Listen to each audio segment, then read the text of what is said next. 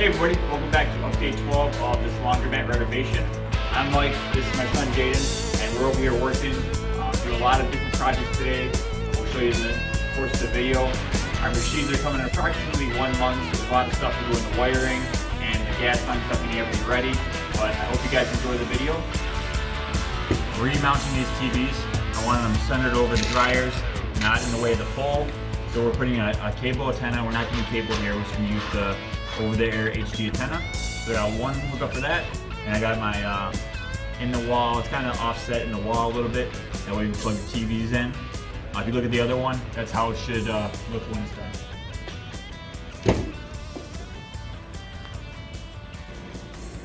It came out yesterday. Put the new window in. Don't really have any good clips of that, but these windows are easy. All there is four screws in the molding. Take the molding out, take the old glass out, silicone, new glass in, put the trim pieces back on. Done deal. Glass was about 80 bucks. I charged about $240 for labor, but it just wasn't something I wanted to goof around with.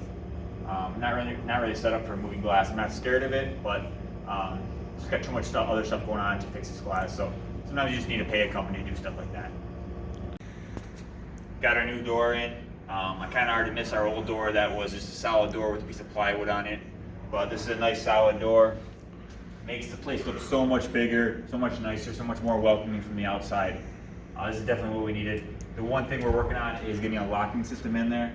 I don't like those big mag locks. They're just so unreliable. I want to get like a latch key system, or we might even try keeping this place open 24 hours, depending on just how we decide to do it. But the latch key system will fit in here, be a little paddle here to get out, and if it does connect to our other timer, it'll lock at night and be open during the day. So someone doesn't have to manually come here every day and open and close the laundromat.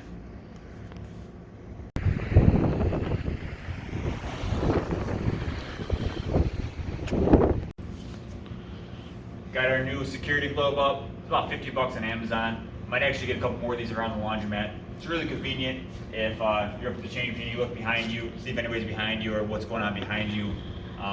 Actually, I got the idea from Danny D'Angelo. I was talking to him, and he likes the small little ones, like up here, you can buy from a hardware store. I decided to go bigger. I think this is gonna be, a little bit better than a small, tiny one, but definitely an excellent feature. Make sure people feel safe when they're in the laundromat. This is why you gotta make sure you clean the lint out of your dryers and out of the pipes every once in a while. This is one of the old ones we took off.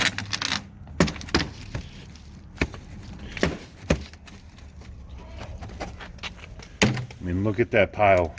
That's a fire hazard waiting to happen.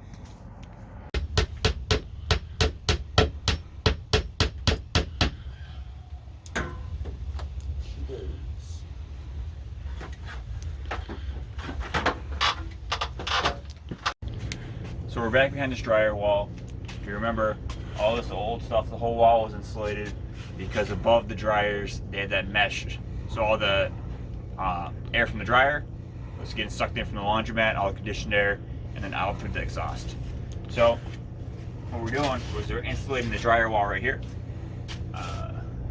sealing up all the air gas with foam. We're doing each rafter cavity, and then we're putting this fireproof, fire retardant insulation up. That way this wall above the dryers is all insulated, and this is going to be pretty much outside air back here. So the water meter is in the worst spot. It's going to be behind the dryers in the cold weather, which we can't have. So we built a box around the water meter, and we have the wire on the line, the heating wire, so it doesn't freeze. But we're going to build an insulated box around it, put a vent so we can have air from the laundromat come back in here and heat the water meter so it doesn't freeze. But ideally we wouldn't want the water meter here, but it's too expensive to move. So the water meter was in that dorky spot behind the dryers. So what we did, we got the vending machines here. We're gonna put a little vent up. We built the box around the water meter. That way warm air can go in there and warm up the water meter. And also too, since the pipe's going behind the dryers, it's gonna be pretty much outside. We're gonna have it insulated, and we're gonna have wires on it to keep it warmer so it doesn't freeze.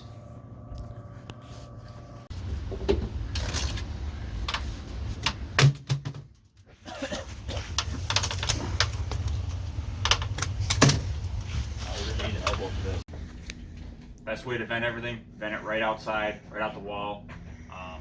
We're taking these ones down. They had some long drags, and what happens is just all the lint gets built up like this, and this is years and years and years of lint. You can have a company come out, clean your vents, but it's gonna dry a lot quicker and a lot better and less chance of fire if you don't have all this lint in your exhaust pipes. Yeah, this one's the worst. How's the air even get through there? So one of our old ducts going up through the ceiling, it must be leaking somewhere because we have a bag here covering the stuff, and there's a ton of water coming through. It's chilling here, so we'll have to go on the roof and see why there's so much water inside there. It should be enclosed. Maybe the elbow's broke and needs some mastic or tape. But we shouldn't have water coming through here, because if we didn't have this bag in here, it'd be going right into our dryer and ruining our new dryer. So we got a door on our water meter encasement. We got insulation around the whole outside. What we did was, you saw on the other side, we put a vent. That's where the vent goes. We put an outlet down here as well, so we could plug in our thermostat. We bought an extra longer one. This was about 15 feet, we bought a 40-foot one. We'll go down the whole length of the pipe, because this essentially is going to be outside. And then we'll wrap that with insulation to keep that pipe warm from freezing. For the electric, for the dryers, what we're going to do is we're going to hardwire them all in and put a switch right here to turn the dryers on and off.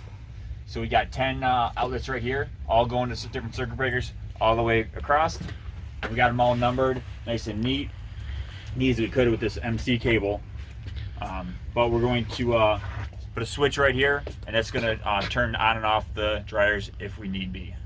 Gas line also comes in from this front corner.